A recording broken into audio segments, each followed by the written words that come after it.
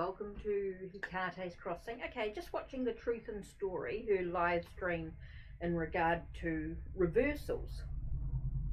And I love the discussion and the things that were being said, etc. Now, for me, there's so much that comes into play when I decide to read reversals or not. Now, when I first started learning tarot, in the companion book of the Native American Tarot, there were discussions in regards to reversals. And I did a lot of freeform readings. I did a lot of spread readings as well, and felt that with this deck in particular, the ill-dignified or the reversal readings added another layer to the deck. But with experience over time, I've discovered with reading tarot that, of course, the spread can make such a difference. The deck used can make a difference to whether I read with reversals or not now. And a lot of it came actually from working with just different decks, like the Spanish Tarot or the Tarot de Marseille, Ancient Tarot, Visconti Sforza, decks like that. I found I wasn't reading reversals as much, but yet the messages were coming through even when the cards were upright. And I think a lot of it just had to do with experience. With the more I sort of read the tarot and listened to the messages that were coming through for me, that I felt that the cards in tarot didn't really need the cards to actually be reversed. Now, reading with the Thoth Tarot, I felt reversals, of course, not relevant, but yet the messages still managed to come through that needed to, because of the cards in the deck. The right cards seemed to come out in the right position, that seemed to reflect sort of the a different layer to the reading. And I think that just came with looking at the surrounding cards, understanding that each of the cards have layers, that they do actually have layers to their messages.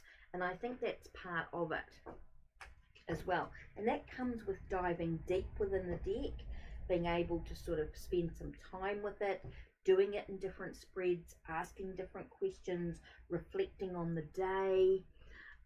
I think working with a variety of decks, including all the different Rider-Waite-Smith type decks.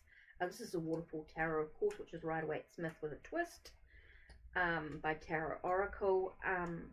I think decks that sort of create something a little different have so many layers to them. Yes, you can use reversals if you wish to, but for me, I've found over the years with experience, the more I use a deck, the more messages that seem to come out of the layers.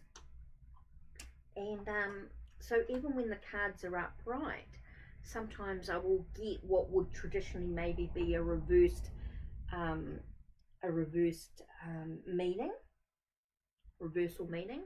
And I think with some of the decks coming through now, like the Supernatural Tarot, that are about characters, I think they have so many layers that you can really sort of start to see the messages that sort of come through in many ways. So with tarot, I think it totally depends on the deck, of course, that I'm using. Some decks I might leave the cards upright. Other decks I might turn the cards around so they're all facing the right way. It just depends on the spread used, the deck used, all that sort of stuff. Now, what I don't use in reversals is Leninmand. because the deck I think is very balanced. So I certainly don't use reversals in the Lenormand deck at all. And I find that the different layers of the cards will come through depending again on the question, the context of the question, and the layout, of course, or what surrounding cards they are. And I find the same with Sibylla as well. I find I sort of end up, because of the cards are so balanced in their aspects, they give both light and dark, or the light and dark aspects of every situation. I find that the right card seems to turn up at the right time, in the right place, in the right context. So again, I feel like no reversals is needed. And I have the same with the Kipper cards.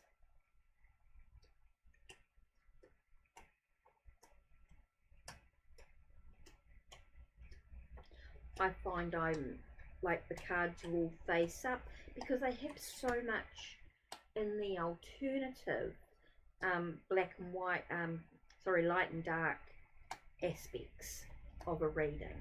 So even the people cards are sort of giving you both aspects.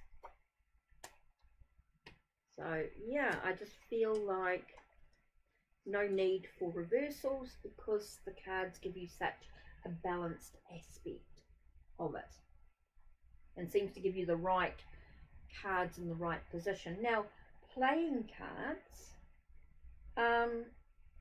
sometimes you can't tell that they're reversed, but sometimes you can, depending on what sort of deck. This is the Unbound Leaves, which is a New Zealand or Maori healing plants. And so it has a lot more to the deck, of course, which I do need to do a bit more study. But if I'm just using the playing card symbology, you can't really tell what's up and down.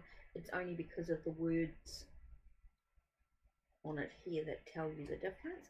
And I think that the playing cards, depending on how I choose to use them, do I choose the playing card meanings, or do I use more numerology and suits, or more Rider-Waite-Smith meanings? Totally depends on how I read the card. So I think reversals are so personal, and so you've got to find out what works for you. We're all different readers, and I think that's what I love about the different cartomancy we have here. I mean, there's also rune cards, I Ching cards, Ogham cards. So I think there's so much to choose from. And there's so many different ways to read it. We cannot give a blanket situation. We cannot say that we must read reversals or we must not read reversals. I think that is so personal to the reader, and how they've been developing within their own reading styles. For me personally, it varies totally. There is no right and wrong.